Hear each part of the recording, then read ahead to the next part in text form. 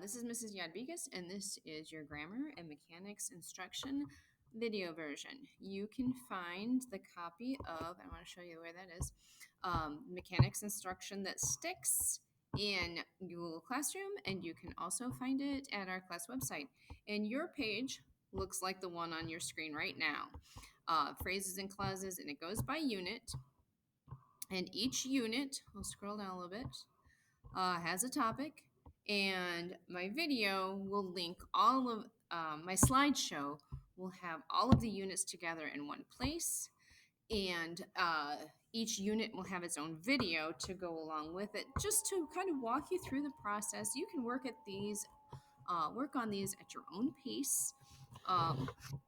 And the video, use it if you need it. If everything makes total sense to you by just looking at the paper and completing the activities that go with it, and you don't need the video, great. You can just use the video for the units that you need them.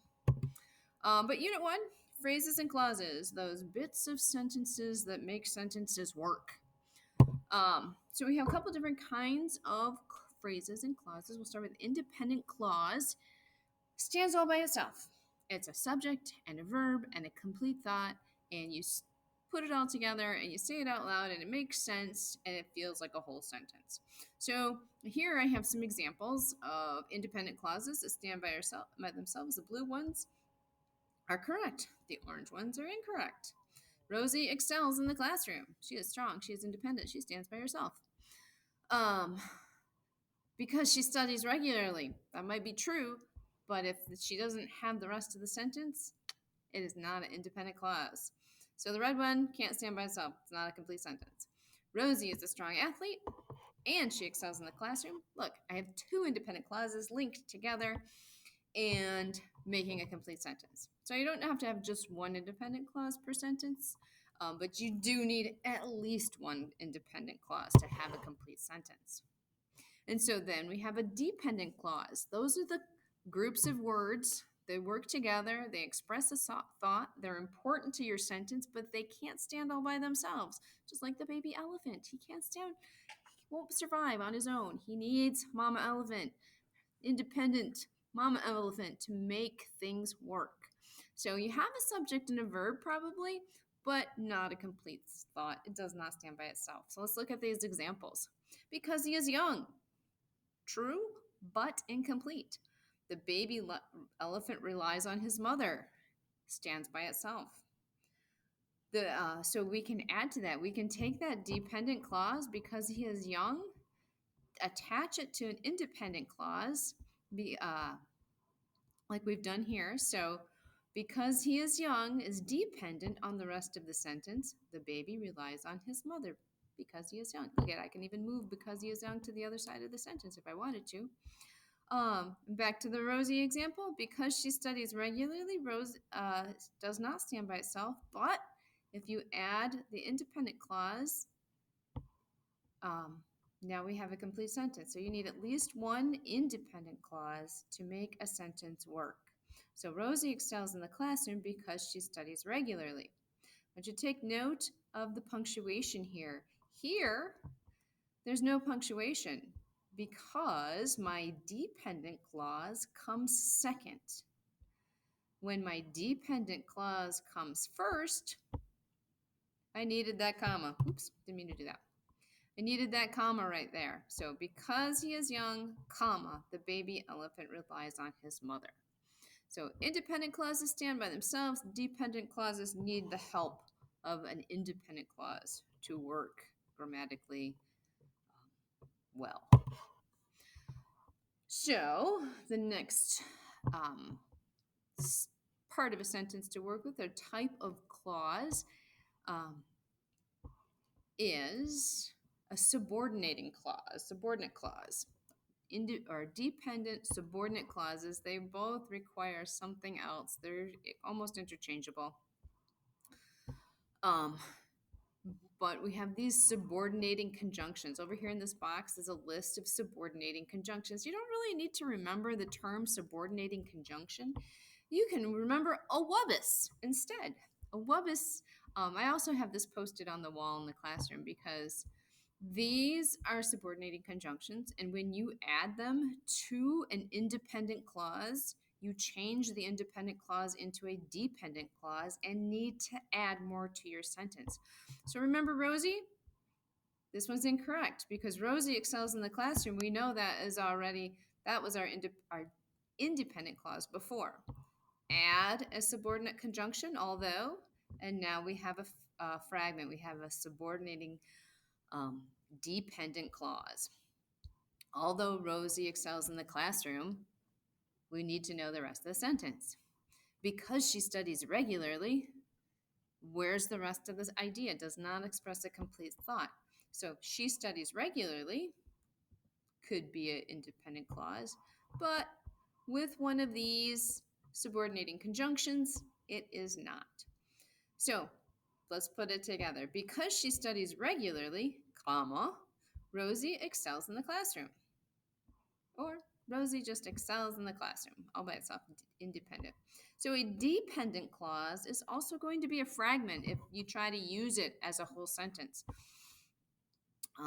If you put a period at the end and a capital at the front, that does not make it a sentence. It needs to be able to stand by itself. So a dependent clause floating out there in space is also known as a fragment.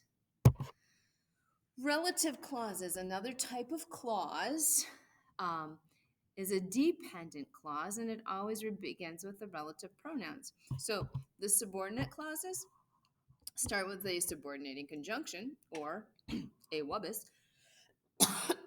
Excuse me.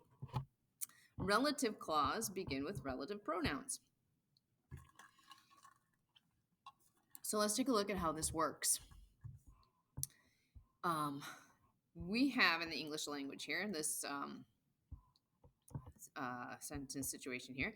I like the person. The person spoke to me on the subway. We have the ability in English to replace the person. Instead of having to say it twice, we replace it with a relative pronoun. You know how to do that. You do that naturally as a native speaker. You say, I like the person who spoke to me on the subway. Who is a relative pronoun. So this orange part, that is a relative clause. My independent clause is I like the person. I need more information just because I'm not a 2-year-old anymore and I can talk and add details to my sentences. So I like the person who spoke to me on the subway. It differentiates between all the other people out there.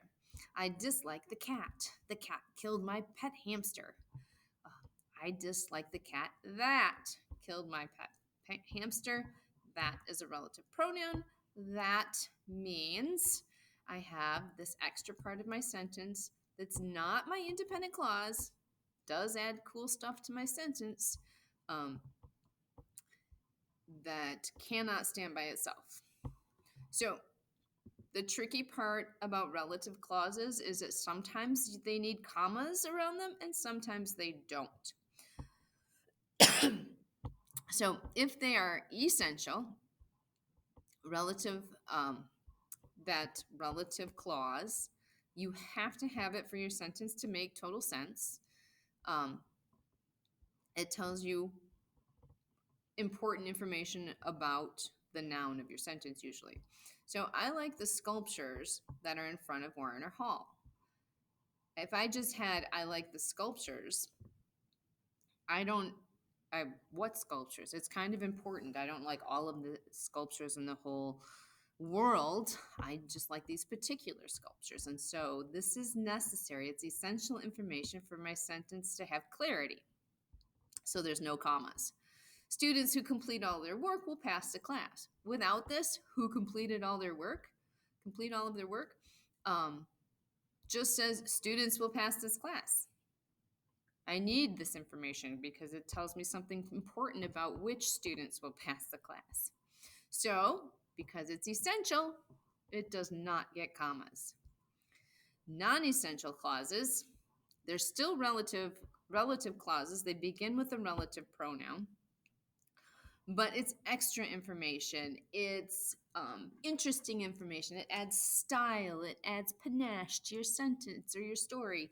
It's useful For the story, it's useful for the style, but it's not necessary to completely understand the sentence. My brother is an avid fisherman. I know who we're talking about. There's only one brother that would be relevant. Um, so telling you that he teaches at Granville High School would not be essential to understanding who we're talking about. So it's extra, it's non-essential. So it is set off by commas. I am planning on growing broccoli. That's my independent clause, which I find quite delicious. You don't need to know that to understand that broccoli is going to be growing in my garden. So which I find quite delicious is non-essential, and therefore I need commas. This is one of those that you might want to look at more closely on the handout because it gives more examples, and sometimes it takes more examples for this to kind of click in. Oh, why is that one essential and this one is not essential? And it's one of those things that kind of takes practice and maybe some um, extra attention to get it nailed down. But you, of course, can pause the video at any time and go do that. Or pause at any time and go do something else and come back to this. Phrases. Phrases function similarly to clauses, especially dependent clauses or subordinate clauses, clauses that cannot stand all by themselves, not independent. Except the biggest difference is they do not have a subject or they do not have a verb. They cannot stand by themselves.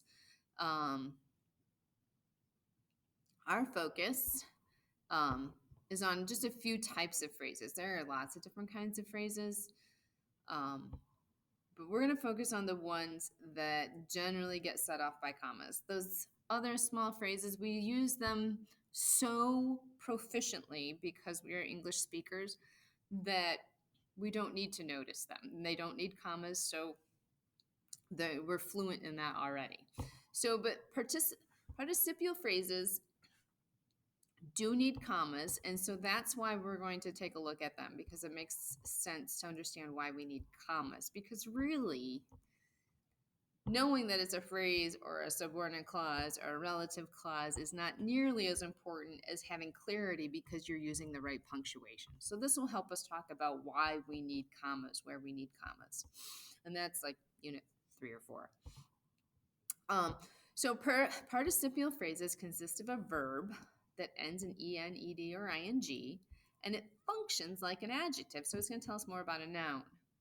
So shaken and disturbed, Aaron turned off the television. So shaken and disturbed is telling us about Aaron, and it is set off by a comma. An absolute phrase may contain a subject but contain no acting verb, and it modifies the whole sentence, not just the noun. It's still going to work like an adjective, kind of. Aaron sat on the stared down at the floor, his hands shaking and his heart racing. So his hands are the subject, but these are not working as the verb, because what is Aaron doing? Aaron is our subject. This is our independent clause. Aaron is staring, and his shaky hands and his racing heart are extra. So that's an absolute phrase. A positive phrases restate, redefine, or rename a noun. They're kind of like a little definition just to make sure your audience knows what you're talking about. So it's placed next to the word that it modifies. So Mr. Stevens, comma, my psychology teacher, comma, is an interesting man. So my psychology teacher tells me who Mr. Stevens is. It is like a relative clause in that it is non-essential, so we get commas, but is not a clause because it doesn't start with a relative pronoun and it doesn't have a verb and a noun. This is just a noun. So it is a phrase that gets set off by commas. For the same reasons a relative clause in the middle of a sentence or middle of an independent clause gets set off. Again, this might be a good time to pause the video, go to the worksheet, take a closer look at the handout for more examples, and that is where you will find the practice. Initial practice. If you feel super confident about the initial practice, you can be ready for your next thing. Your big goal is to show that you have mastered the difference between phrases and clauses. So ways you can do that: I have a quiz you can take. You can show samples in your writing. This is where I used a phrase. This is where I used a clause. I know the difference, and look, I put my commas exactly where they belong. You can create your own video that teaches your classmates how to use phrases and clauses. You can write your own quiz, and maybe I'll use it for other people to do. Now, if you're not ready to demonstrate mastery, which makes sense, you don't really start right off the bat, demonstrating that you get it before you do some practice. So you will find the practice worksheets in the classroom. I have at least 4 of them with this concept so that you can practice, and it has you answer some like multiple choice type. Is this a phrase or a clause or an independent or a dependent? And it has you write out some sentences. So a couple of sheets of practice. When you're ready to show mastery, you come see Mrs. Janvikas and we will get that done. And that's it for Unit 1. Thank you.